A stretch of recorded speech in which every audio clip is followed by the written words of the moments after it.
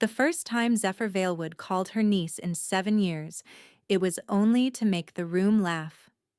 Cordelia knelt on cold slate with a scrub brush in her hand, wolf-fat soap burning cracks in her knuckles. The great hall smelled of roasted venison, cedar smoke, and the sharp metallic tang of noble blood, every scent forbidden to someone in servant gray. Her belly was still small enough to hide under layered linen, but she felt it every second. A hard, secret pull low in her body, a reminder that she was no longer alone in her skin. Zephyr stood at the head table in black velvet, his silver-threaded cuffs bright as teeth in firelight. "Come here," he said, crooking one finger. She rose because refusing him got people hurt. The visiting border alphas watched her cross the hall. Their eyes lingered on the leather collar at her throat, not locked, just buckled tight enough to leave a mark. Property without needing to say the word. Zephyr took her wrist and turned it so the crescent scar showed pale against her skin. "You see this?" he said to the men. "She climbed the old moon wall when she was 12, thought she could run to the Shadowfang Keep and reclaim a dead throne. Broke her arm and almost bled out. Stubborn little mongrel." Laughter rolled around the table. Cordelia kept her face blank. If she let one expression crack, if her wolf pushed even a breath too hard against her ribs, Zephyr would scent defiance and make an example of someone smaller. "She answers to Leah now," Zephyr went on. "The old name was too grand for a floor girl." One of the alphas snorted. "You keep pretty servants, Valewood." "Pretty?" Zephyr smiled, tightening his grip until pain flashed white behind her eyes. "She's useful, and she has learned gratitude." He released her with a shove. She stumbled, caught herself, and bowed exactly as trained. "Thank your lord," he said softly. The hall went silent to hear it. "Thank you, my lord," she said. Louder. "Thank you, my lord." There. Humiliation performed, power confirmed, treaty wine poured over rot. When she returned to scrubbing, her old nurse Mara appeared at her side as if replacing empty cups. Mara's hand brushed Cordelia's shoulder once, too brief for comfort, long enough for warning. "Do not drink anything they send you," Mara whispered without moving her lips. Cordelia's pulse jumped. "Why?" "Because tonight he means to test obedience." Mara moved away before Cordelia could answer. By midnight the hall had emptied, but the estate never slept. Boots thudded overhead. Laughter from the guard room. Rain tapping iron gutters. Cordelia carried a tray to Zephyr's private study because she'd been ordered. Because ordered was the only law left that kept lashes off other backs. Zephyr did not look up when she entered. His desk was spread with parchment, wax seals, and 2 rings she knew too well. The wolf head sigil of Valewood and the moon crest of Shadowfang. The moon crest should have been in her keeping by blood right. It sat under his hand like a pinned insect. "Set it down," he said. She placed the tray on the sideboard. A silver cup steamed with a bitter herb brew, wolfsbane masked under clove. He lifted the cup and held it toward her. "Drink." She stayed still. "I'm not ill, my lord." His eyes lifted then, pale and bright and empty. "You are carrying an uncertainty. I am removing uncertainty." Ice spread through her chest. He knew. "I don't know what you mean." He stood, slow as winter. "Don't insult me, girl. Your scent shifted 6 weeks ago. You throw up at dawn. You won't let the laundry maids tighten your corset. Did you think ash and vinegar would hide this from me?" He stepped closer, cup still outstretched. "If it is a bastard," he said, "I purge it and we continue. If it is useful, I decide its future. Either way, I decide." The door behind her opened. 2 guards entered. Mara was between them, held by both arms. Her lower lip was split, blood dried to rust. "Mara stole archive keys," Zephyr said conversationally. "Or so my men report. Confessions are persuasive things." Cordelia's hands went numb. Mara met her gaze and gave the smallest shake of her head. "Drink," Zephyr repeated, "and your nurse keeps her tongue." When Cordelia didn't move, he grabbed Mara's hair and yanked her forward so hard her knees hit the rug. "You were born under my roof," he hissed at Cordelia. "Fed from my stores, hidden when your father's enemies hunted your line. I saved you. I can unmake you." "You sold me," she said, voice cracking before she could stop it. "You traded my name for border votes." His expression hardened into something almost bored. "Names are banners. Banners burn. Drink." He tipped the cup toward her mouth. Wolfsbane fumes hit her nose and her wolf slammed against her bones in blind panic. Cordelia twisted away, the cup splashing hot liquid across her sleeve. Zephyr backhanded her so hard she hit the bookcase. Mara screamed, "Run!" Everything fractured into motion. Cordelia kicked backward, heel connecting with a guard's knee. He cursed and grabbed for her. She ducked under his arm, seized the heavy brass inkweight from Zephyr's desk, and threw it. It struck his temple with a wet crack. Not enough to kill, enough to stagger. She ran. Down the servants' passage, through the linen room, into the smoke corridor where salt pork hung in strips, and the air was thick enough to choke. Behind her, shouts, boots, Zephyr roaring her stolen name. "Cordelia!" She had not heard anyone say it in years. It struck harder than the slap. She hit the rear stairs 2 at a time, clutching her lower belly with one hand as cramps knifed through her. Too soon. Too much stress. No, no, stay. Please stay. She didn't know if she was begging the child or her own body. At the kitchen yard gate, Mara appeared out of darkness, limping, cloak wrapped tight around herself. She shoved a pouch and folded papers into Cordelia's hands. "Ashroot. Every morning and dusk," Mara gasped. "For your scent. Name on papers is Delia Reed. Treaty House in Blackwood needs temporary staff before summit. Neutral ground. Go east through the old tannery ravine. Dogs can't track over lime pits." "You're coming with me." Mara gripped her jaw with surprising strength. "If we both run, they hunt both. If I stay, I can lie. I can buy you hours." "Zephyr will kill you." "Then make it expensive." Boots thundered in the upper yard. Mara shoved her toward the outer wall. "The Peastern key is in the 3rd stone niche. Go!" Cordelia kissed Mara's brow once, tasting blood and rain, then ran into black night. She found the niche by feel, fingers scraping moss and mortar until metal bit her palm. The postern door screamed when she opened it. Cold rain hit her face like thrown gravel. She plunged into the ravine, sliding in mud, half falling down shale and roots. Behind her, hounds bayed once, then lost her near the lime pits as Mara promised. She did not stop until dawn turned the trees from charcoal to green. By then, her boots were gone. Left in a bog, she crossed barefoot, and her right ankle had swollen to a plum. Her belly cramped in waves that made her crouch and bite her own sleeve to keep from making sound. She drank from a stream that tasted of iron and leaves, then mixed ashroot powder with spit, and rubbed it at pulse points, throat, wrists, behind knees. Bitter, burnt, effective. For 3 days she moved east, sleeping in haylofts and once in the hollow of a dead oak, while patrol riders passed less than 10 paces away. She traded her last silver hairpin for a ferryman's silence. She learned to keep her shoulders rounded and eyes lowered, servant shape replacing princess posture, muscle by muscle. On the 4th day, she reached the Blackwood border markers, obsidian posts carved with wolf runes, each wrapped in red warning cord. Beyond them, the road widened and the smell changed. Less rot, less fear. Pine resin, wet stone, smoke from too many hearths to count. A patrol found her before she reached the gate. 4 riders in black leather and mail, cloaks clasped with the Blackwood raven wolf crest. The captain, a broad-shouldered she-wolf with a scar over one eyebrow, reined in hard. "State your name and business," she said. "Delia Reed," Cordelia answered, keeping her voice rough and low. "Kitchen servant. Here for treaty housework call.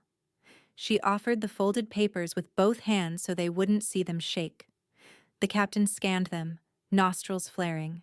Cordelia forced herself not to flinch when the woman stepped close to scent check. Smells like ash root and rain, one guard muttered. Smells like she walked half the continent, said another. The captain handed back the papers. You alone? Yes. Any claimants? Debts? Pack bonds? The questions were law at Blackwood borders, meant to expose traffickers and runaways. Cordelia kept her face still. No claimants, she said. Not true. Not safe to make true yet. The captain studied her a beat longer, then jerked her chin toward the road. Gatehouse takes laborers until sunset, 'cause Trouble and I throw you back over the line myself. Cordelia bowed. Understood. Blackwood Keep rose from the hills by afternoon, all dark stone and iron balconies, banners snapping in river wind. She had seen it once as a child from a carriage window. Enemy fortress, her tutors called it. It looked less like a fortress now than a spine, unbroken and deliberate. The treaty house sat just below the main keep, formerly a hunting lodge expanded into a diplomatic warren. Courtyards bustled with masons, laundresses, stewards, translators, guards. Everyone moved fast. No one looked at her twice. She signed on as scullery and linen rotation under the name Delia Reed. Cot in the West servant's attic. Bread ration. Work from dawn till moonrise. Safety bought in chores and invisibility. Weeks passed, then months. Her belly grew. She wrapped it tighter under rough linen and stole extra apron cloth to drape loose over her middle. Ashroot morning and dusk. Smile less. Speak never, unless addressed. When nausea came, she scrubbed copper pots until her hands bled so no one would ask why she disappeared. Twice she saw royal processions in the upper yard. Black-clad night guard, council elders, foreign envoys. Once she saw him. Cyrus Blackwood crossed the rain-dark flagstones at twilight, cloak thrown back, no crown on his head but command in every line of him. Taller than rumor, broader through the shoulders, jaw shadowed with exhaustion and old scars. Men parted before he spoke, wolves lowered eyes as if to a storm front. Cordelia was carrying a basket of clean towels. She froze behind a column, breath trapped. He paused mid-stride, not looking at her, looking toward the servant arcade where she stood hidden. His head tilted, nostrils flaring once, sharp. For one impossible second she thought he could smell straight through ashroot and fear and borrowed name. A guard said, "Your Majesty?" Cyrus blinked, gaze snapping back to his counselor. "Continue," he said, voice like gravel over steel, and walked on. Cordelia stayed in shadow until her knees stopped trembling.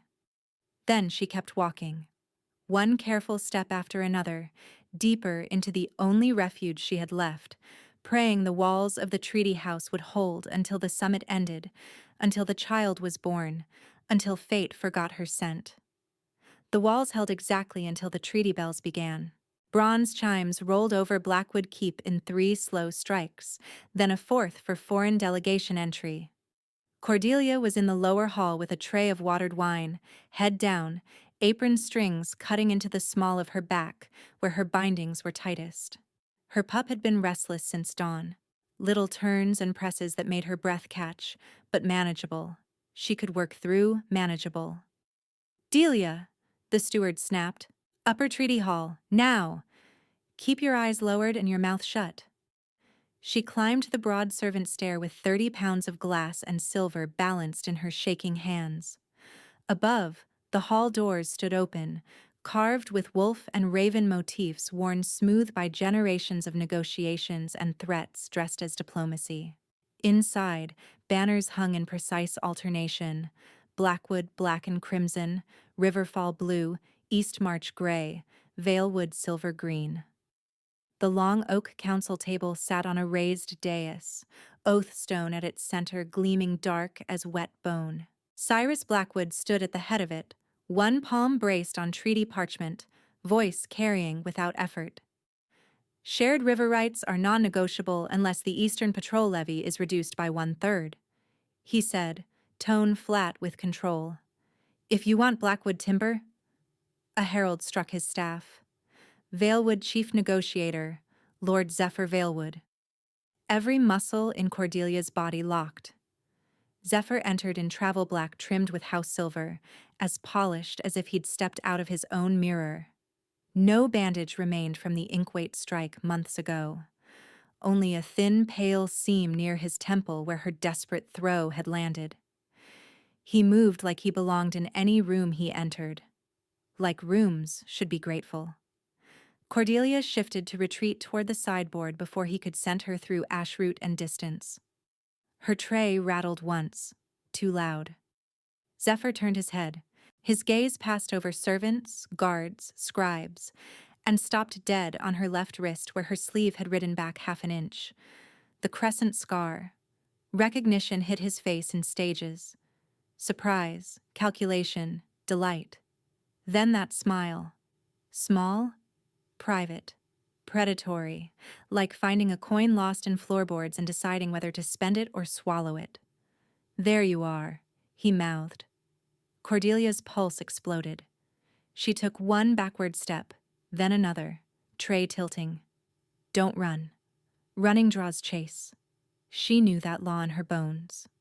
Zephyr took 2 leisurely strides toward the servant line, as if asking for more wine, hand already extending to catch her wrist. Panic clenched low in her abdomen. A hard, tearing squeeze ripped through her. Sudden, brutal, nothing like the scattered cramps she'd survived before. Her knees buckled. The tray slipped, goblets shattering across slate in a silver scream. The contraction didn't release. It built. No, she gasped, folding over her belly as pain speared through her hips and spine. Under the linen bindings, the pup jerked and twisted violently. A sharp pressure shoved outward, small but unmistakable. A tiny clawed hand half-shifted beneath skin, pressing a visible ridge against her stretched belly before snapping back. Her binding cloth split with a dry rip. Scent detonated into the hall. Not ashroot, not servant soap. Wild pine after lightning. Rain on hot stone. Shadowfang moonblood. And braided through it, bright and dominant, the royal line of Blackwood. Silence slammed down so fast it rang. Cyrus stopped mid-breath. The parchment under his hand crumpled. He turned toward her with the abruptness of a wolf catching a live current. His eyes flashed, iris blown wide, then flooded molten gold from pupil outward. A sharp inhale cut through the stillness like a blade. Cordelia felt it at the exact same instant. Heat surged from her sternum to her throat in one violent wave, as if someone had struck flint behind her ribs. Her ears filled with rushing sound. The room blurred at the edges. Something invisible hooked into the center of her and pulled, hard, undeniable, ancient. Her wolf, suppressed for months under fear and ashroot and survival, surged upright inside her with a cry that was relief and hunger and terror all at once. Mate. The word was not thought. It was impact. Cyrus moved before anyone else did.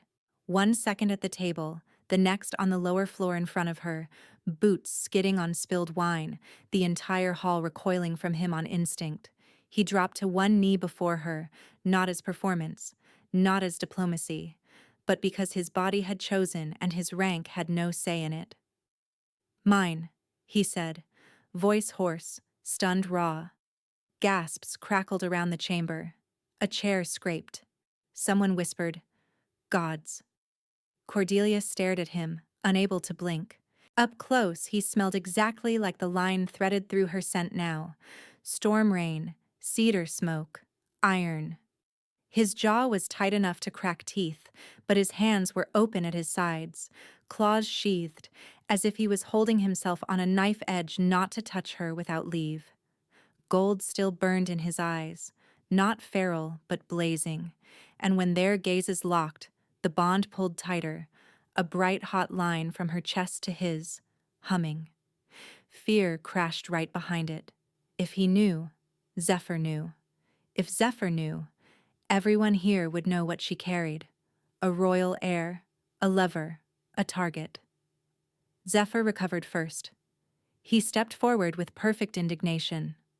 "Your Majesty," he said smoothly, "that servant is unstable and belongs to my household.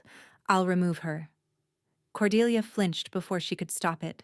Cyrus's head snapped toward Zephyr so fast his neck gave a low, dangerous crack. The growl that rolled out of him was quiet and infinitely worse for it. Nightguard at the walls shifted as one, hands dropping to sword hilts. "No," Cyrus said. One word. Final as stone. Another contraction seized Cordelia, ripping a strangled sound from her throat. She folded, and this time Cyrus moved, slow enough for her to see, fast enough to catch her before she hit the slate. One arm braced her back, not claiming, supporting. Heat from him poured through linen and skin, and the pup settled fractionally, as if hearing him. "Get midwife Talia," Cyrus barked without looking away from Cordelia. "Now." Boots pounded. Zephyr tried again, sharper. "She is my blood kin and my legal servant. You can't—" Cyrus stood, still keeping Cordelia against him, and the full alpha weight of him filled the hall like thundercloud pressure. "Careful," he said softly. Zephyr shut his mouth. Cordelia could feel every eye on her, the delegates, the scribes, the guards, the enemies who had just watched the Blackwood King kneel and claim a bound servant in front of the packed stone. Her breathing came in ragged pulls. She hated how badly she wanted to lean into the steadiness of the arm around her. Cyrus lowered his voice until it was only for her. "Can you walk, if I keep hold?" She swallowed. Nodded once. He did not pick her up. He did not command. He matched her pace as she took one shaking step, then another, through a corridor of stunned nobles. At the threshold she glanced back, despite herself. Zephyr stood rigid beside the council table, smile gone. His eyes were on her belly with naked calculation, and when he met her gaze, he touched 2 fingers to his temple where her inkweight had scarred him, a promise disguised as memory. Cordelia turned away and kept walking. Cyrus's private solar was smaller than she expected for a king. A war map table, 2 deep chairs, bookshelves, a narrow hearth burning low. 3 doors, 1 balcony, no barred windows. Nightguard crowded in behind them until Cyrus wheeled. "Out." "Majesty, protocol," one captain began. "Out," he repeated, voice dropping into command register that brooked nothing. "All of you, midwife stays. No one enters unless I call blood alarm." Armor whispered, Boots retreated. The door shut. Only midwife Talia remained, gray-haired, broad-handed, expression professionally unimpressed by kings. She set down a leather satchel and approached slowly. Cordelia backed toward the wall before she realized she was doing it. Cyrus stopped 2 paces away and lowered himself deliberately to one knee again, bringing his eyes level with hers instead of forcing her to tip her head up. He unfastened his own heavy black cloak and held it out. "May I?" he asked. 3 months of being ordered made the question incomprehensible for a heartbeat. She nodded. He draped the cloak around her shoulders without touching skin, tucking fabric so it covered the torn binding at her middle. Warmth soaked in immediately, carrying his scent, and her wolf quieted a fraction despite herself. Another distant bang sounded somewhere in the corridor. A dropped shield, maybe.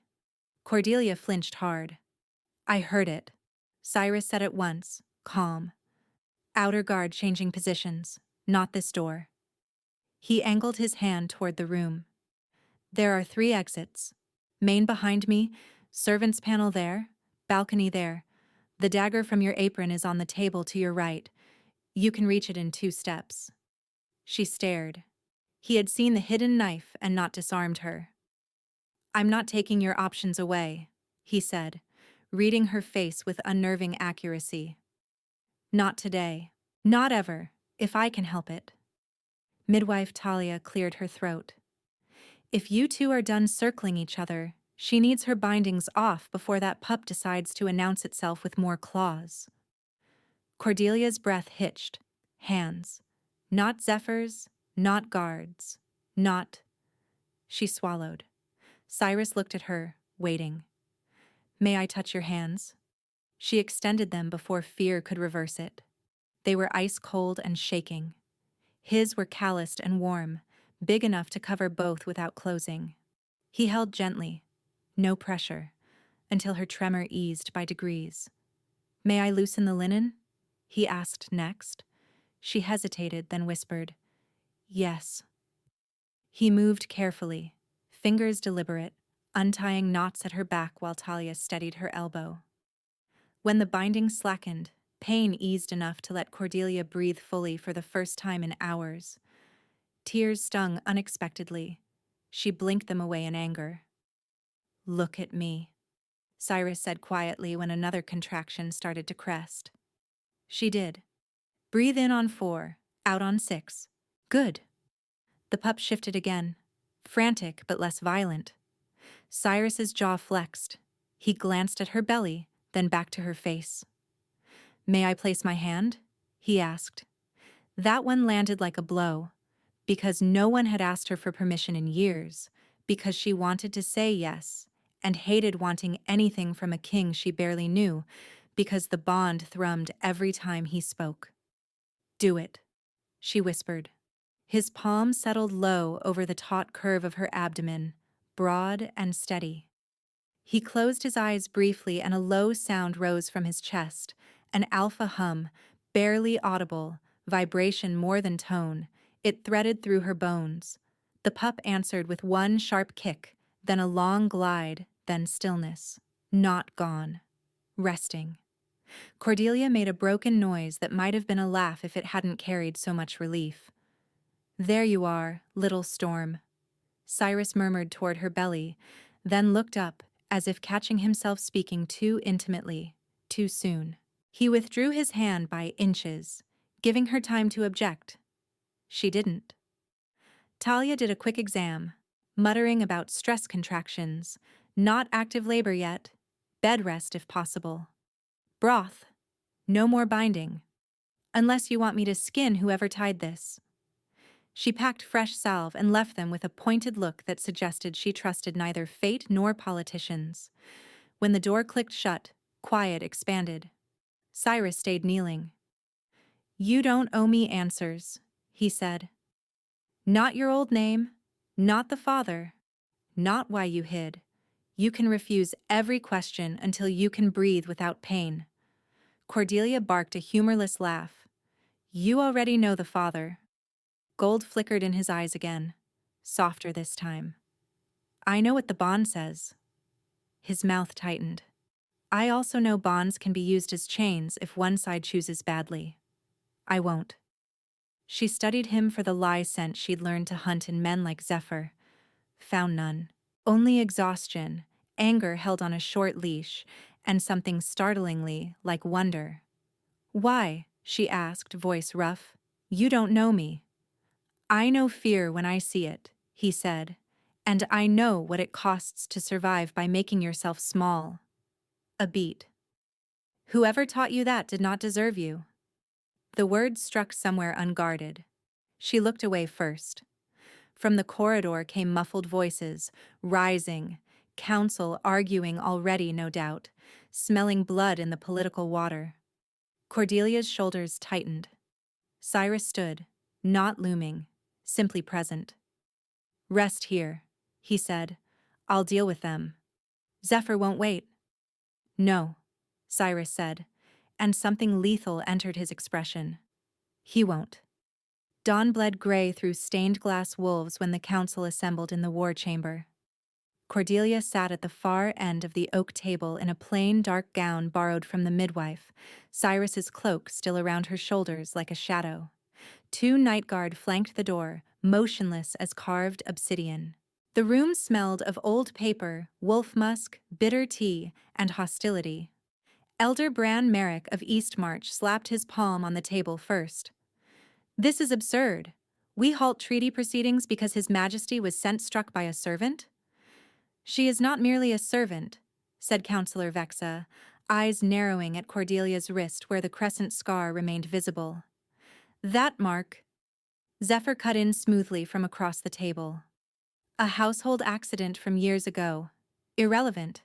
The girl is from my estate and has known hysterical episodes. I request immediate family custody for her safety and to preserve summit decorum. Cordelia's nails bit her palms. Family custody. The phrase tasted like a collar. Another elder, gray-bearded Lord Halvin, leaned forward with open disgust. Whether she's kin or whore, she's leverage now. Confine her below until birth. No visitors except healers. Remove variables. The words were still in the air when Cyrus moved. His claws punched through skin at his fingertips with a wet snap and drove straight into the oak tabletop. Wood split under the force, a jagged furrow ripping from his place to the table's center.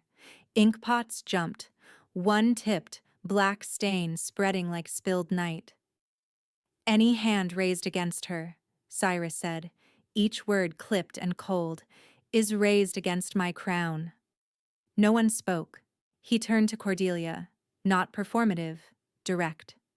From inside his tunic he drew a narrow band of dark silver etched with Ravenwolf runes, the royal protection torque, worn only when the crown extended absolute sanctuary. He held it out, waiting. Cordelia, he said. Her true name in his mouth made the room jolt almost as much as the title would have. Slowly, she offered her wrist, the scarred one Zephyr had used to humiliate her for years. Cyrus fastened the torque around it with a quiet click. The metal warmed instantly against her pulse, runes lighting faint crimson before settling. By crown law, Cyrus said to the chamber, she is under my direct protection. Harm to her is treason. Zephyr's composure fissured for the first time. You cannot grant sanctuary to stolen property without arbitration. Cyrus didn't even look at him. Night guard. The two by the door stepped forward in perfect unison, fists to chest. You will station 6 at Lady Cordelia's door in rotating pairs. You will answer to her commands as you answer to mine. Both guards blinked once. Tiny surprise.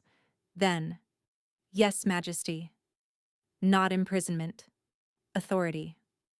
Cordelia felt it like a lock turning in a room she hadn't realized was still closed. Zephyr rose halfway from his chair. This is political theater. I renew my request for family custody. Cyrus's gaze slid to him at last, glacial. Do it properly. Zephyr stilled. Meaning? Oathstone, Cyrus said. Repeat your request with your hand on it. State that you seek custody for her welfare, with no intent to compel, confine, disinherit, or exploit. A hiss of interest moved around the table. The oathstone sat on its iron cradle at center, old as the first wolf accords. It did not force truth, but it punished lies spoken in formal claim. Zephyr's nostrils flared. For 1 beat, 2, 3, he calculated. Then he laughed lightly. If ritual calms fears, gladly. He strode to the stone and placed his palm on its dark surface. I, Zephyr Valewood, request custody of my niece Cordelia Shadowf. He caught himself too late. The room sharpened. Of Cordelia Reed, he amended smoothly, for her safety and mental well-being, without intent to. The oathstone flashed white. Zephyr jerked as if stung. The smell hit a heartbeat later. Scorched skin, sharp and ugly. He tried to keep his expression bland. Sweat broke at his temple anyway. Cyrus leaned back, voice almost bored. Continue.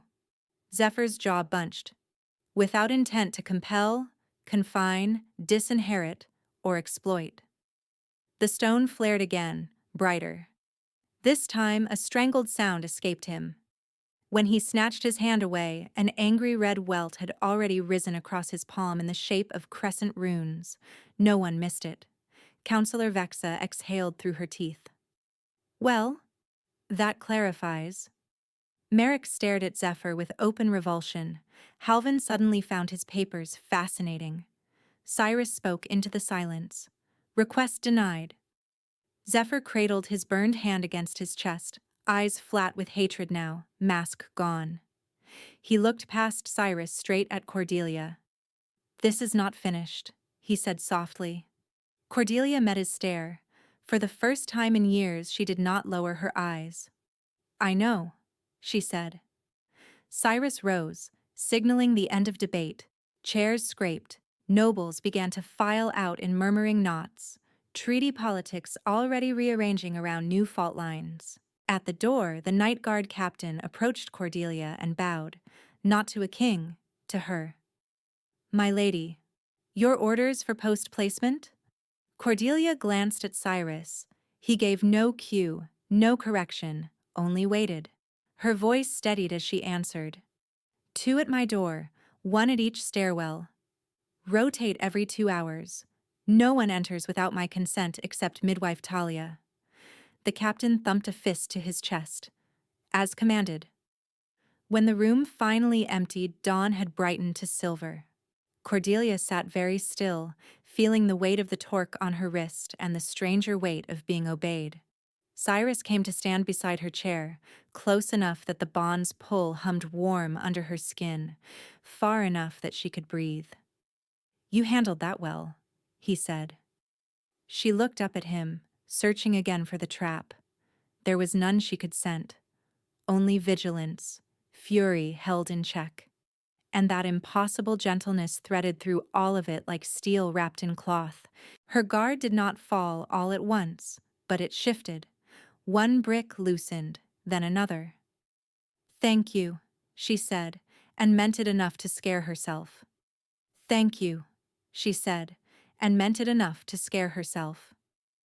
Cyrus's reply died as a knock hammered the chamber door. 3 fast strikes, Night Guard code. The captain entered on Cyrus's nod, jaw set. Majesty, intercepted courier from Valewood Stables, tried to leave through East Postern with no registry stamp. He held out a leather tube sealed in green wax. Zephyr's color. Cyrus broke it with one claw and unrolled the parchment across the split oak. Cordelia rose before she realized she had moved. The document was written in formal treaty script, lines neat and venomous. Petition of kinship reclamation and regency transfer. Her mouth went dry. Zephyr had filed her as Cordelia Valewood Ward, mentally unsound, former domestic asset under corrective contract, then appended a second claim.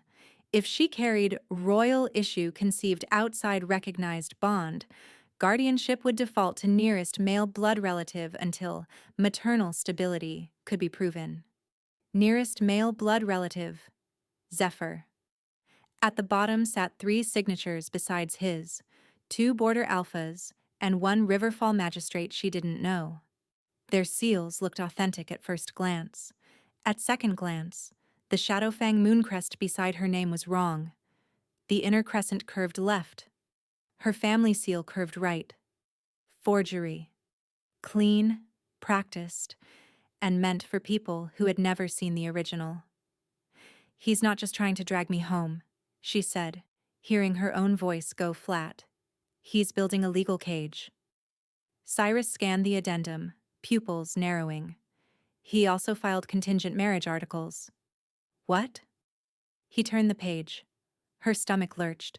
If the Blackwood King were rendered unfit by scandal, blood madness, or treaty breach, Zephyr proposed emergency stabilization by marrying Cordelia under border custom and assuming regency over both her restored Shadowfang holdings and the unborn heir for alliance continuity.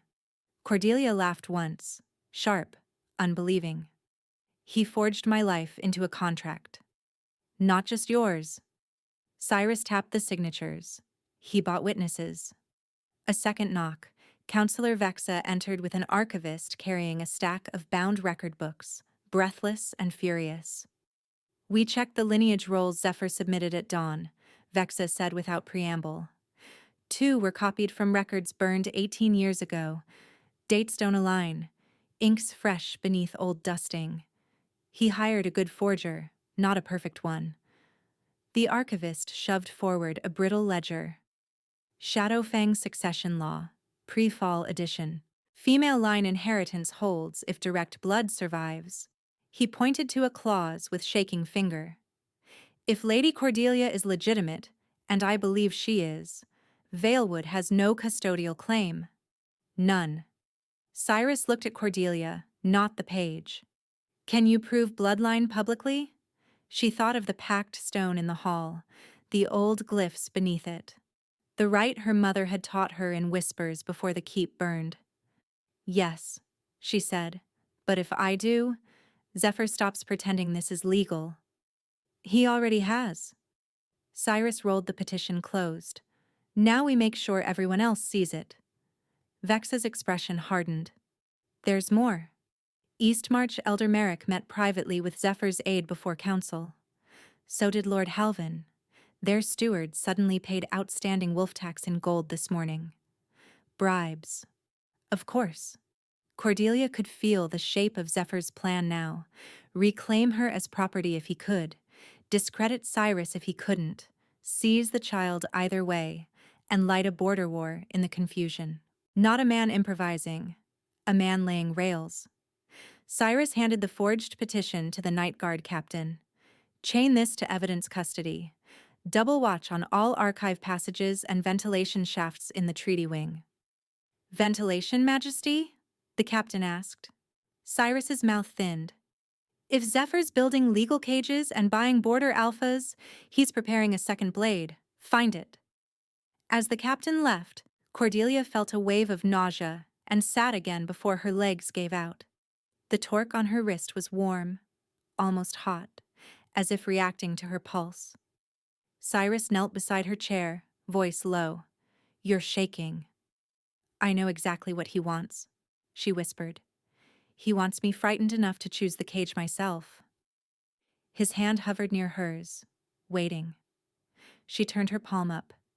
He took it carefully. Then we make sure you have choices he can't touch, he said. By late afternoon, the keep had the tight, electric quiet of a storm not yet broken. Rumor ran faster than guards. Servant seduced king, king ensorcelled by enemy blood, hidden heir, false papers, true papers, war by moonrise.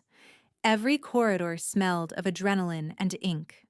Cordelia stood in the antechamber outside her assigned rooms, while 6 night guard took positions exactly as she'd ordered.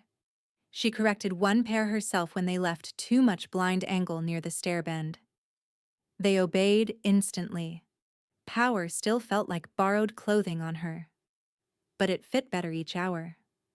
Cyrus arrived carrying a tray personally: broth, bread, dried plums, and a small ceramic jar of ashroot. No attendants. You skipped midday meal, he said. You noticed. I notice when your hands shake worse. Heat slid up her throat that had nothing to do with the hearth. Kings don't usually deliver broth. Kings who ignore pregnant mates get bitten, he said dryly. The word mate still hit like a struck bell. She took the tray just to occupy her hands. Their fingers brushed. The bond flared bright and immediate, a pulse under skin. Cyrus inhaled sharply, like he felt it too. He stepped back first. Report, said the night guard captain from the corridor, saving them both. 2 suspicious movements, she said.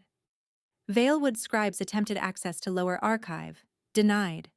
East courtyard stable hand bribed by unknown to map servant routes. Detained. Also, she hesitated. Wolfsbane residue found in an empty lamp oil crate near the old ventilation crawl under Treaty Hall. Cyrus went very still. Quantity? Trace only, but fresh. Cordelia's skin prickled. Wolfsbane in ventilation wasn't intimidation, it was massacre design. Cyrus issued orders in clipped bursts. Seal lower crawl entrances. Assign scent hounds. Search every storage tunnel from kitchens to council wing. Pull air grates in Treaty Hall and inspect manually. His voice stayed even, The room tilted around it. When the captain left, Cordelia set down the untouched broth. He's going to gas the hall. Likely during final signing, Cyrus said. Maximum bodies, maximum blame. On you. On Blackwood Guards specifically, he'd call it incompetence or coup. She pressed thumb to the torque, grounding herself. If he kills enough delegates, every border goes up in flames. And in war, Cyrus said, custody disputes vanish under emergency claim. She met his eyes. He doesn't need me alive to use my name. No. His jaw flexed. But he will not get either. A knock came, single, formal. A messenger bowed and delivered a folded notice to Cordelia directly. From Zephyr. She opened it with steady hands and read aloud, Beloved niece, public confusion grows. End this by speaking truth at Moonrise session. Declare Blackwood coercion and request family escort. Refuse, and others pay for your stubbornness. No signature, no threat named. Worse for being vague. Cyrus held out his hand. May I? She passed the note over. His nostrils flared once at the paper. He handled this himself, he said. Fresh ink, no intermediary. Can you arrest him now? Not yet. He has diplomatic protections until formal charge before council quorum. He looked disgusted by his own words. Law moves slower than venom. Cordelia leaned against the stone wall, exhaustion pressing behind her eyes. Then he keeps stabbing while we recite procedure. Cyrus's expression softened a fraction. We keep him watched. We gather enough to make sentence immediate. The bond tugged. Toward him, toward safety, toward something she still didn't know how to trust. She hated that fear, and want could live in the same breath. She forced herself to pick up the broth and drink. Night settled hard over Blackwood, rain ticking against narrow windows. In Cyrus's private solar, the fire burned low and amber. He had insisted she move there for the evening while tunnel searches continued.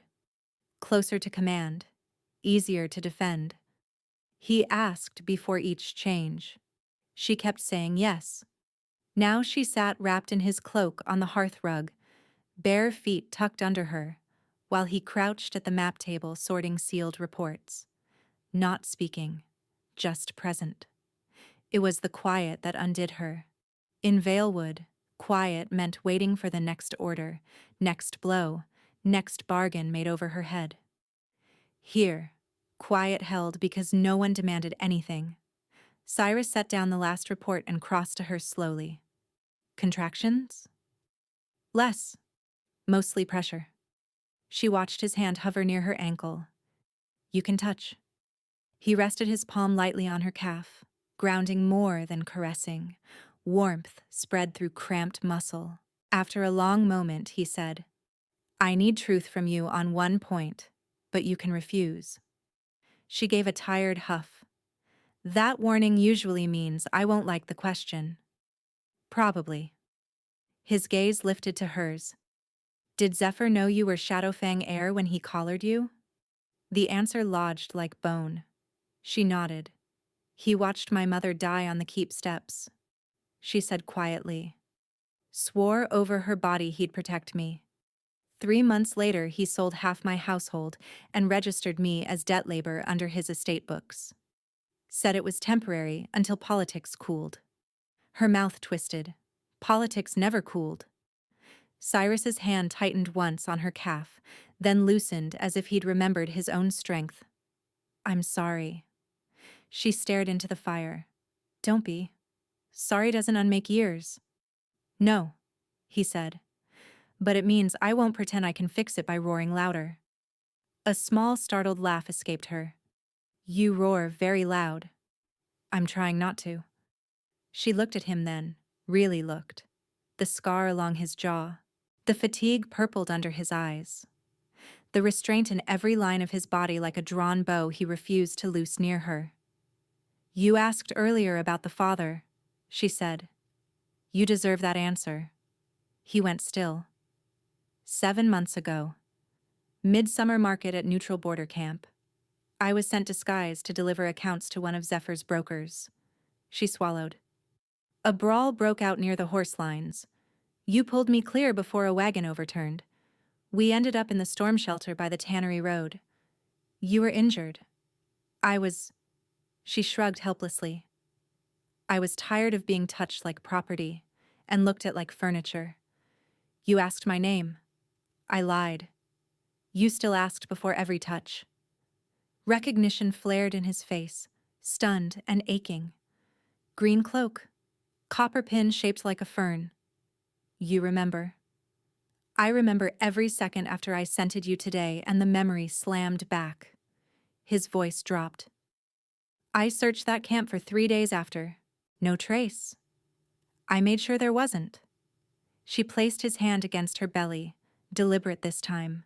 The pup shifted beneath his palm, slow and sure. I didn't know it was you until the hall. Cyrus bowed his head, forehead almost touching her knee.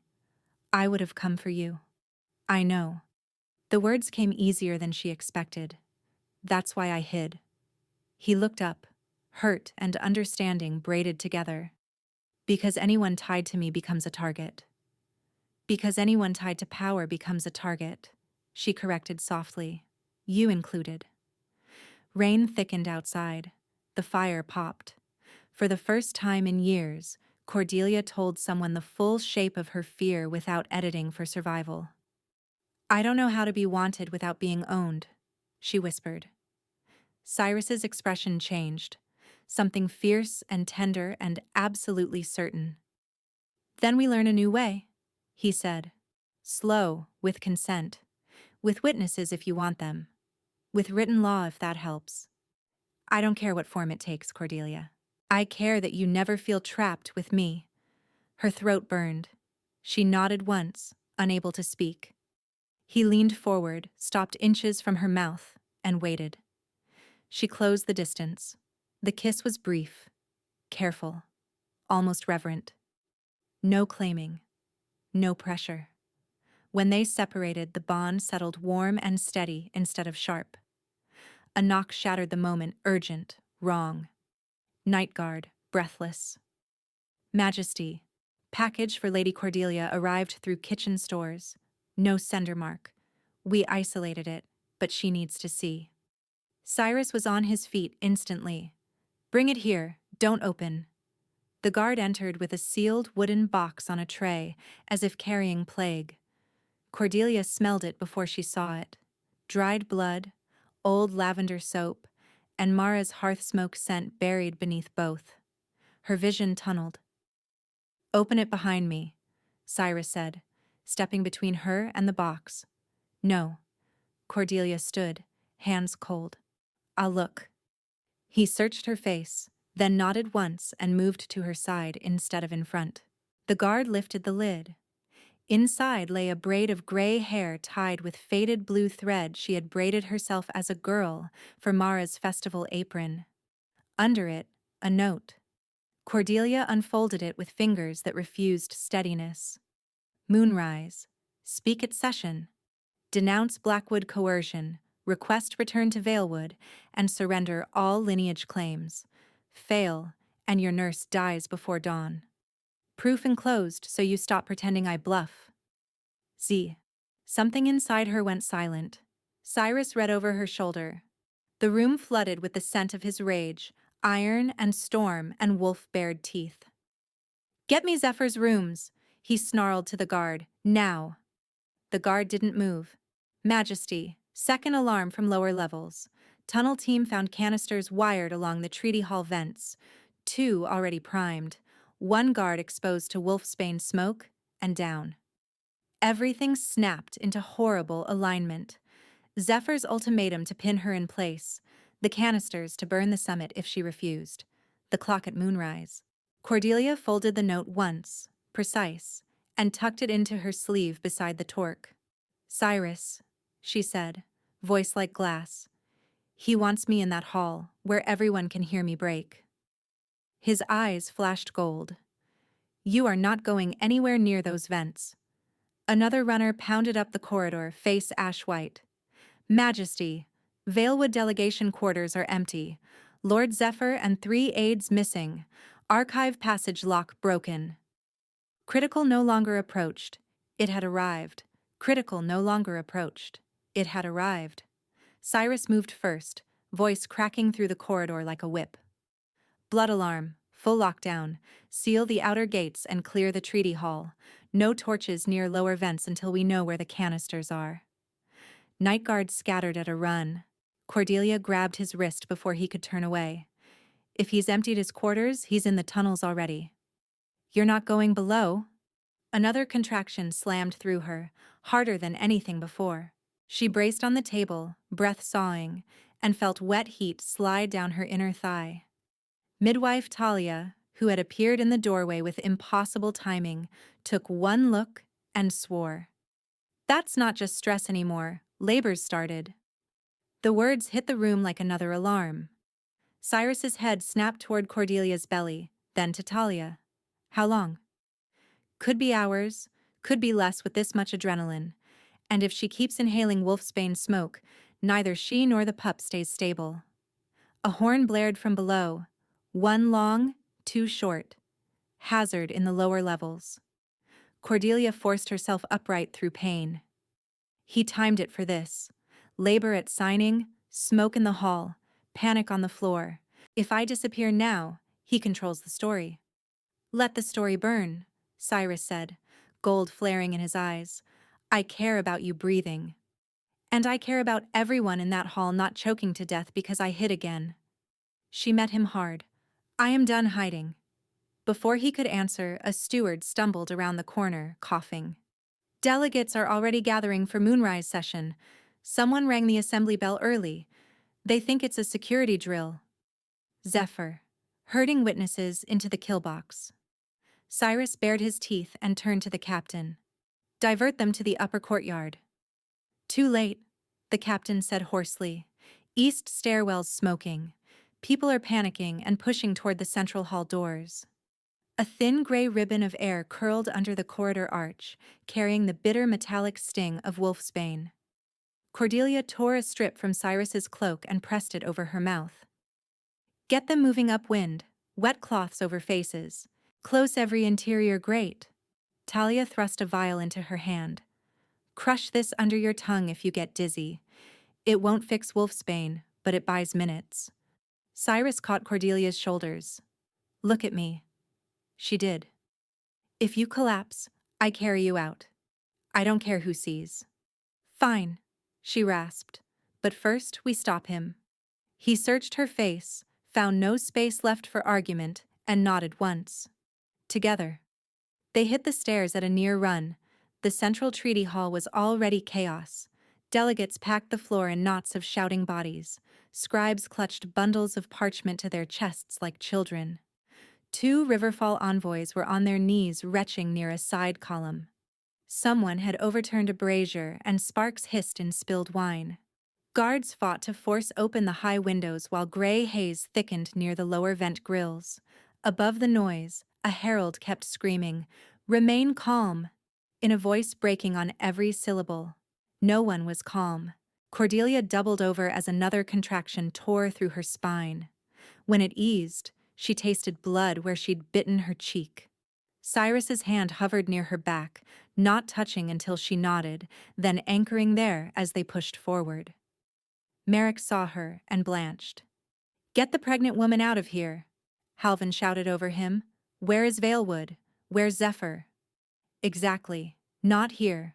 Not helping. Cordelia climbed the dais steps anyway, one hand on the rail, one on her belly.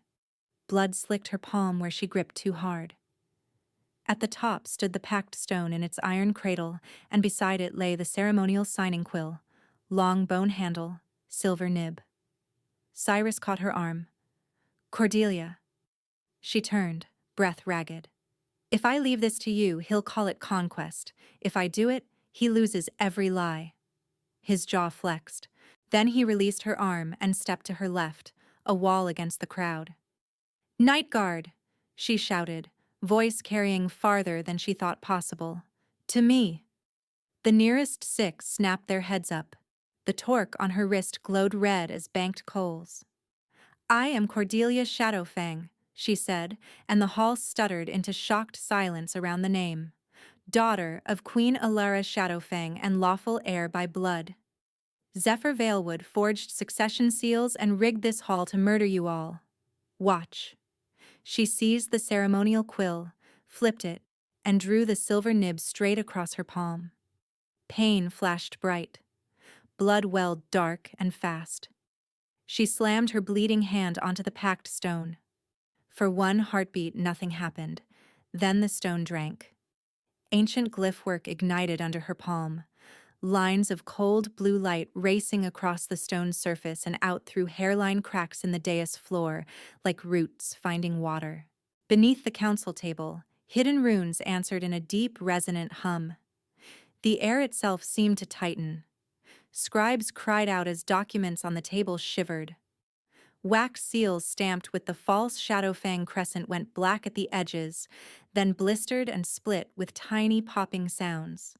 Zephyr's forged lineage scroll curled inward and caught fire in a line of blue flame that consumed only the inked lies, leaving blank parchment fluttering to the floor. Counselor Vexus stared, white-faced, then dropped to one knee without taking her eyes off Cordelia. "Blood verified," she said hoarsely, "by old law and pact witness."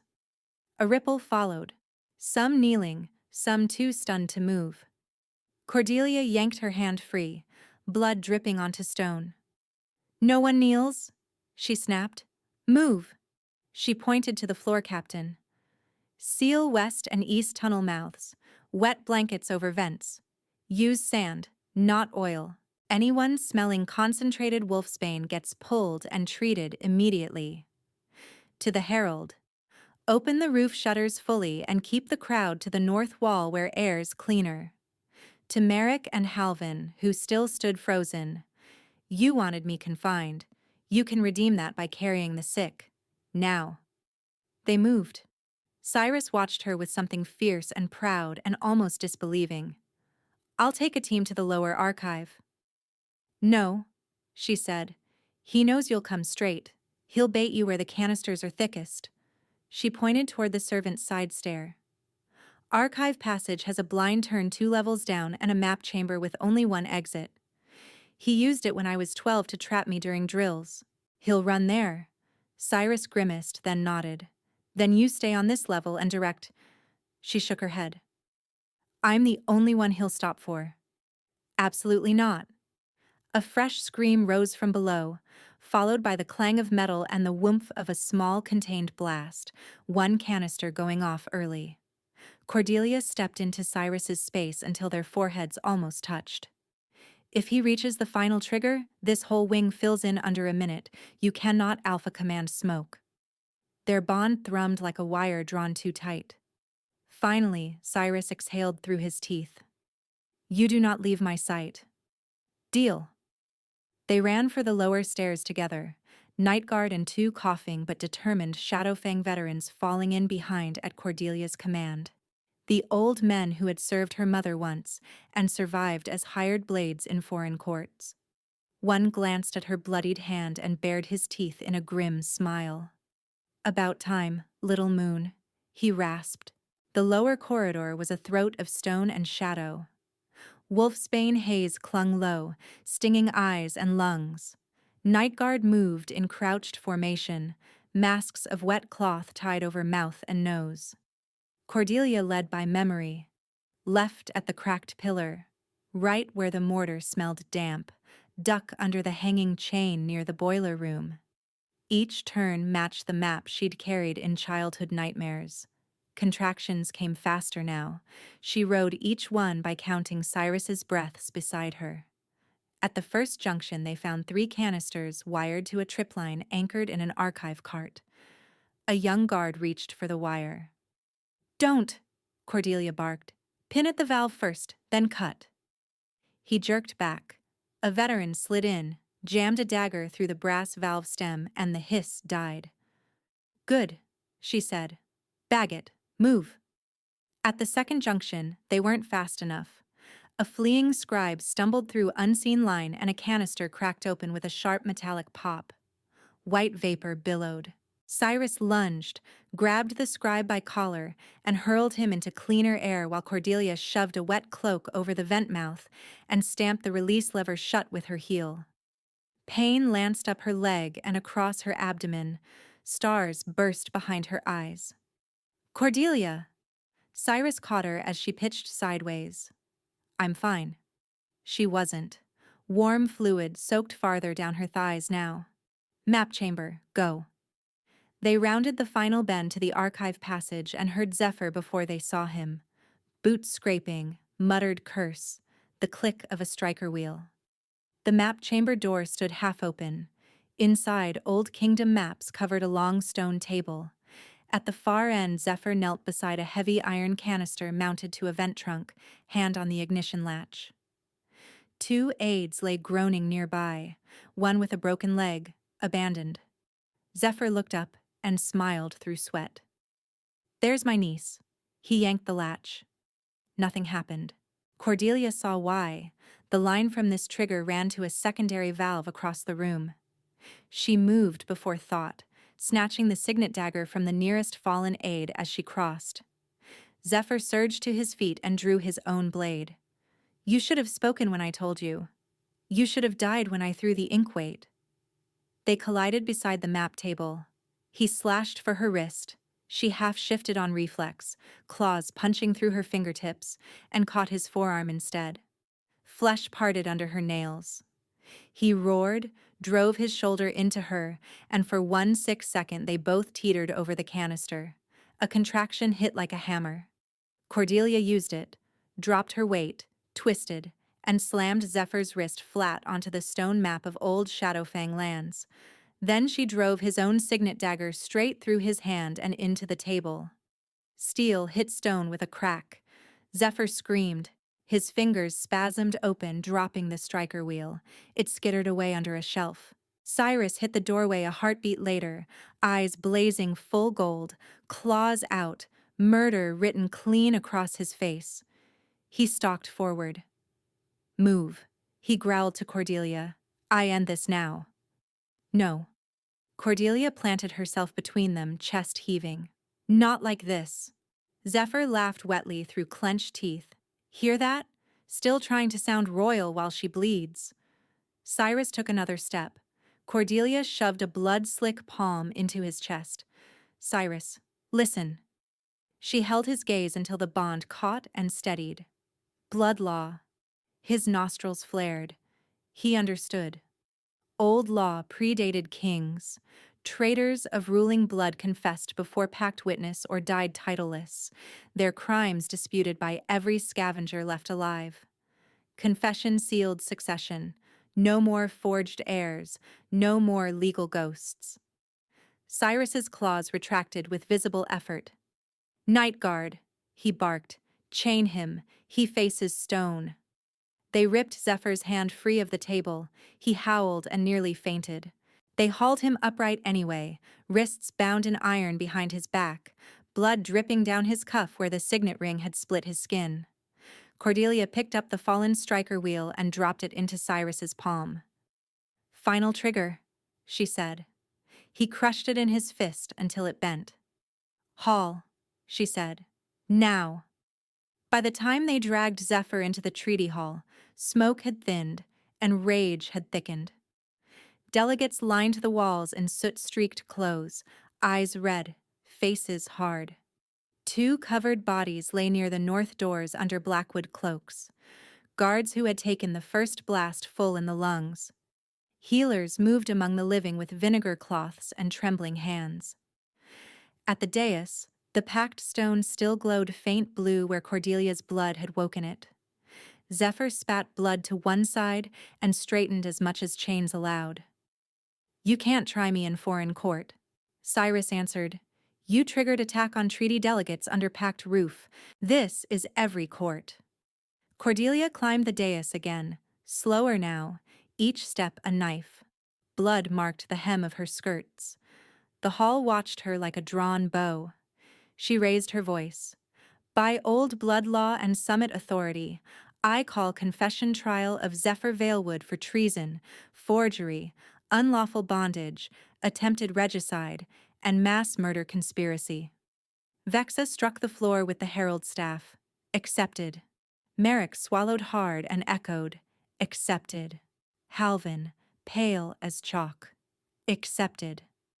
The chained Zephyr laughed once. All this from a kitchen rat. Cordelia looked down at him, utterly still. Kneel him. Nightguard forced him to his knees before the stone. He fought until Cyrus stepped close enough to cast a shadow over him. Then he stilled, breathing hard. State your claim, Cordelia said. Zephyr lifted his chin, hatred bright. She is unstable. I sought lawful custody. Blackwood staged this to steal my... The packed stone flared. Burn marks crawled across his kneecaps where they touched. He screamed. Cordelia didn't blink. Again. Truth. He snarled. I filed custody to protect bloodline continuity. Flash. Burn. Another scream. Truth. I bribed Merrick and Halvin's stewards for access and delay. Both elders flinched as if struck. Halvin sagged. Cordelia's voice sharpened. Who forged Shadowfang seals? Relin Pike in Riverfall, dead now, so don't bother hunting him. Who rigged Wolfsbane canisters? My men, on my order. He was panting, skin slick. I wanted panic, not this many deaths. Liar. The stone lit. He shrieked and shook, chains rattling. Full truth, Cordelia said, each word iron. Zephyr's face collapsed into naked fury. Fine. I meant for the hall to choke. I meant Blackwood guards blamed, Cyrus discredited, borders burning. In war, I take regency, marry you under emergency code, and own both thrones through the bastard. A collective sound rose from the room. Horror, rage, vindication. Zephyr twisted toward Cordelia, teeth bared. You were born to scrub floors, not wear a crown. She stepped down one stair, close enough he could see every line of her face. No, she said. I was born to end the men who mistook my silence for surrender. She turned to the council bench. Sentence. Vexa's voice shook but carried. By pact law and confessed treason, Zephyr Valewood is stripped of title, lands, blood right, and life. Execution at dawn by council blade. Zephyr lunged despite chains. Nightguard slammed him face first to stone and hauled him away. Dawn came hard and clear, rain washed from the sky. The execution yard sat east of the keep, where first light struck the black stones. Delegates, guards, and council gathered in a wide ring. No cheering, no spectacle, just law. Cordelia stood wrapped in dark wool beside Cyrus, one hand braced under her belly as contractions rolled closer together. Talia hovered behind her with a healer's satchel and disapproval sharp enough to cut granite. You should be in a bed, Talia muttered. After, Cordelia said. Zephyr was brought out in plain linen, wrists bound, no crest, no ring. Without silk and title he looked smaller, older, meaner. His burned palm had blistered black. He saw Cordelia and gave a cracked smile. Still watching, little mongrel? She answered, always.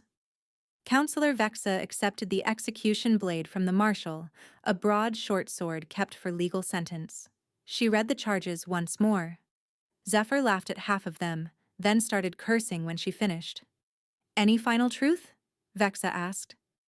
Zephyr spat at her boots. Vexa nodded to the marshal. One stroke, clean. When it was done, the morning seemed to exhale. Cordelia closed her eyes for one long breath. Somewhere deep, a knot she'd carried since 12 loosened. Not vanished, never that, but loosened enough to let air through. Then a contraction hit so hard she doubled over and grabbed Cyrus's arm with a feral sound. Talia barked, "Now you're in a bed!"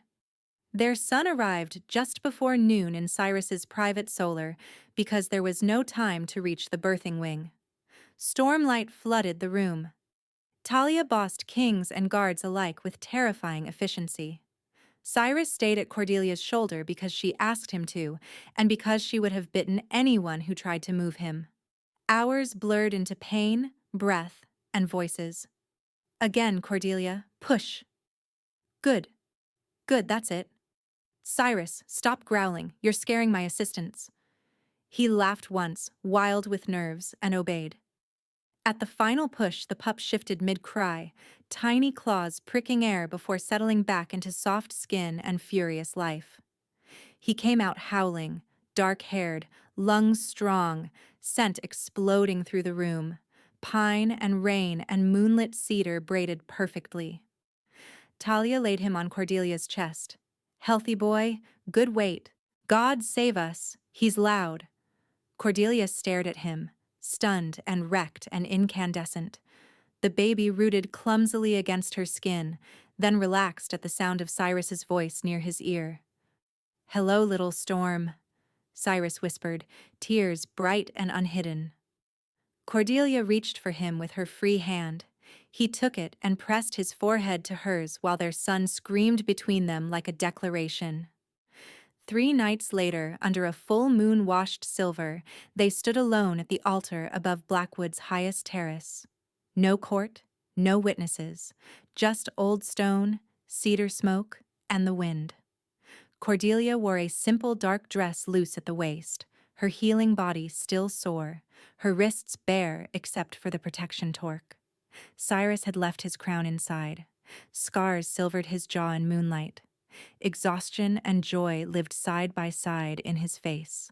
Below them, their son slept under Talia's tyrannical watch, and Mara's newly reunited hands. Mara alive, rescued from a Valewood safe house before dawn by night guard trackers following Zephyr's courier routes. Her hair was shorn where the braid had been cut, but her smile when she took the baby had broken Cordelia all over again. Now, at the altar, Cyrus stepped close and then stopped, giving her room to close or keep. Cordelia, he said, voice low, I want to complete the bond. Not because law needs it, not because council wants it, because I do, because I choose you. But only if you choose me back. She looked at him for a long moment, feeling the steady pull between their chests, no longer a chain, but a current. I choose you, she said, as king, as man, as the idiot who carried me broth. His mouth twitched. Highest honor I've ever received. He sobered and lifted a hand toward his throat. Then I go first. Slowly, deliberately, he bared the side of his neck to her. Vulnerable line of pulse and artery, the place no alpha offered without trust. Moonlight caught on the tendon there. He held still. Cordelia's wolf went very quiet in reverence. Mine, he whispered. Not command, a vow. Yours, she answered, equally soft. He lowered his chin, exposing the junction of her neck and shoulder. May I mark you, mate? Yes. His hands framed her face, warm and shaking. He pressed one kiss to her temple, one to the corner of her mouth, then his lips to the marking point where shoulder met throat. His fangs slid in with a sharp, clean bite. Pain flashed white, brief, hot, electric, then melted into a rush so intense her knees gave. Heat poured from the bite through her chest and down her spine, not burning but filling, as if every hollow place in her had been found and lit from within. Scent bloomed around them, thick and bright. Storm and moon, cedar and wild pine, blood and home. She gasped against his shoulder, fingers tangling hard in his hair. The bond snapped into a deeper register with an audible pulse in her ears, his heartbeat answering hers, her breath syncing with his on instinct. Cyrus. I've got you, he murmured against her skin, sealing with tongue and breath until the pain became throb, then warmth, then a steady hum of belonging that did not erase her edges, only met them. He drew back, eyes molten gold, throat still bared where he had offered first. Cordelia cupped his jaw, turned him, and kissed the pulse at his neck once. "My turn," she said, voice rough. His pupils widened. "Yes." She bared her fangs and bit deep into the muscle of his shoulder, through skin to blood. He hissed, hands tightening at her waist, then a low, broken sound escaped him, pain flipping into pleasure in the same breath as the bond surged again, this time from her into him. Iron will, moonlit grit, the fierce, stubborn tenderness she had survived with for years. "Mine," she whispered into his skin. "Yours," he answered instantly. "Mate." The word rang through both of them like struck crystal. When she released him, blood welled and then slowed under her palm as bond heat sealed what it could. His mark and hers pulsed in tandem, twin sparks under skin. Their scents fused fully, no seam left to pick apart. For a moment they only held each other, foreheads pressed, breathing the same air. The bond settled. Not a shackle. A bridge. Steady. Bright. Alive. Cyrus brushed his thumb over the new mark at her neck, reverent. No more hiding. She touched the bite on his shoulder, matching him. No more running. He laughed softly, almost a sob, and kissed her, deeper this time, sure and chosen. When they parted, the moon seemed nearer, and the world, for once, less like a battlefield. The treaty hall smelled of fresh ink, cedar polish, and sweet milk from the cradle tucked beside the dais. Their son slept through history with one fist curled under his cheek. Delegates filled the benches again, fewer in number, harder in gaze, chastened by smoke and dawn steel. Councillor Vexa stood at the center with the finalized pact scroll. "Read for record," she called. The herald unrolled the document and spoke clearly. Article 1. Shared patrols across Blackwood, Riverfall, Eastmarch, and restored Shadowfang corridors, commanded by mixed-rank officers. Article 2. Open borders for tax trade under joint waystones. No pack may embargo winter grain or medicine in peacetime. Article 3. Establishment of joint tribunal, seated quarterly, with authority above pack custom in matters of coercion. No mate, servant, ward, or heir may be held as property under any law. Violations are treason to all signatories. A murmur swept the room, shock from old wolves, fierce approval from younger ones.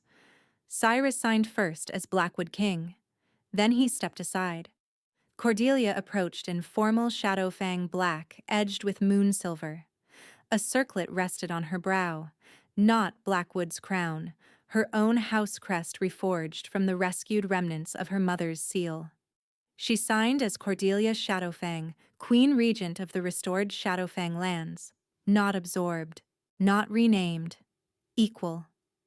Vexa struck the staff.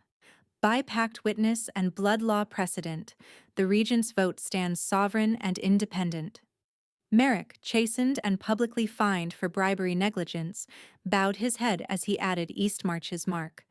Halvin did the same, stripped of committee authority for a year, and ordered to fund widow stipends for the guards lost in the attack. The two bribed border alphas signed restitution compacts under Oathstone supervision, their palms still scarred from prior lies. Midwife Talia bounced the waking baby with military rhythm as if he were just another loud political problem to solve. Mara stood beside her in clean blue wool, hair short and uneven, chin high. When Cordelia finished signing, Mara's eyes shone. Cyrus took the child from Talia and carried him to the front of the dais. "Record his name," he said. Cordelia joined him, hand on the baby's back. Kalen Elric Shadowfang Blackwood. The herald repeated it to the chamber. Cyrus looked out over nobles, alphas, and witnesses who had come expecting fracture and found structure instead. "Bridge heir," he said. "Not leverage, not hostage, symbol and responsibility." Cordelia's voice followed, clear as bell metal. "And under this pact, no child of royal blood, or any blood, will be raised as a servant by force again." Silence. Then, one by one, fists struck chests in assent. Later, when the hall emptied and only family remained, Cordelia stood at the balcony with Kaelin in her arms and Cyrus at her side, marked skin warm where their shoulders touched. Below, the keep courtyards bustled with merchants already setting up under new border permits, Night Guard and Shadowfang veterans swapping route charts instead of threats. Mara came to stand behind them, resting a hand on Cordelia's back. "Your mother would have liked this view," she said quietly. Cordelia leaned into her touch without looking away from the dawn-bright roads. "Stay with us," she said. "Not as nurse because you must. As family because you choose." Mara snorted wetly. "Try getting rid of me." Cyrus chuckled. Kaelin yawned, tiny claw peeking for a second before soft fingers curled again. Cordelia kissed her son's forehead, then glanced at her mate. The bond between them hummed, steady, certain, chosen. 2 thrones, 1 alliance, no chains. For the first time in her life, the future did not smell like fear. It smelled like rain before spring,